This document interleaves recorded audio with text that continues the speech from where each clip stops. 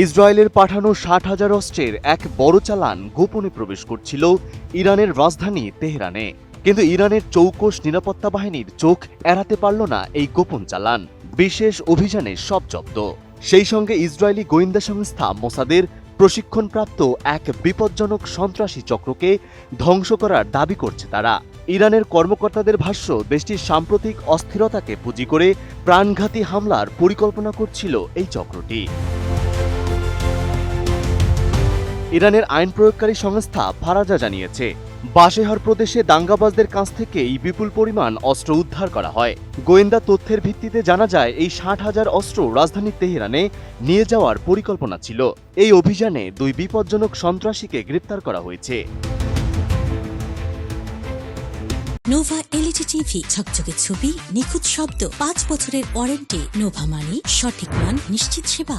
Tehran ভিত্তিক ইরানের রাষ্ট্রীয় সংবাদ মাধ্যম প্রেস টিভির প্রতিবেদন অনুযায়ী, গোয়েন্দা বাহিনী একটি বিপজ্জনক সশস্ত্র সন্ত্রাসী গোষ্ঠীকে চিহ্নিত করে তাদের গ্রেপ্তার করতে সক্ষম হয়েছে। অভিযোগ রয়েছে, এই গোষ্ঠীটি ইসরায়েলি গোয়েন্দা সংস্থা মোসাদের কাছ থেকে সৌরযুদ্ধ বা আরবান ওয়ারফেয়ারের উপর উন্নত প্রশিক্ষণ নিয়েছিল। প্রতিবেদনে বলা হয়, সন্ত্রাসী চক্রটি তাদের নেতাদের কাছ থেকে AK-47 রাইফেল, শটগান এবং স্যাটেলাইট ফোনের মতো আধুনিক যোগাযোগ সরঞ্জাম ও অস্ত্র সংগ্রহ করেছিল। এক পর্যায়ে তারা রাজধানীর বিভিন্ন রাস্তায় সাধারণ মানুষের উপর গুলি চালায়, যার ফলে শত শত মানুষ হতাহত হয়। মৃত্যুর সংখ্যা বাড়াতে তারা সামরিক ও পুলিশ সদর দপ্তরে হামলা চালিয়ে অস্ত্র লুটের চেষ্টাও করেছিল। তাদের কাছ থেকে প্রচুর পরিমাণে অস্ত্র ও গোলাবারুদ উদ্ধার করা হয়েছে।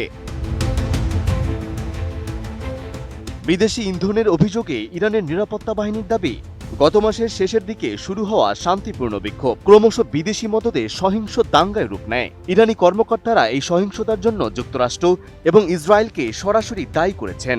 সম্প্রতি সাবেক মার্কিন পররাষ্ট্রমন্ত্রী মাইক পম্পেও এক টুইট বার্তায় লিখেছেন, রাস্তায় থাকা প্রত্যেক ইরানিকে নববর্ষের শুভেচ্ছা। শুভেচ্ছা তাদের পাশাপাশি হাঁটা প্রত্যেক মোসাদ এজেন্টকেও। এই বার্তাতেও তিনি বুঝিয়ে দিয়েছেন, ইরানে মোসাদ এজেন্টদের আনাগোনার সংখ্যা কত। মেহেদী হাসান, ATN নিউজ।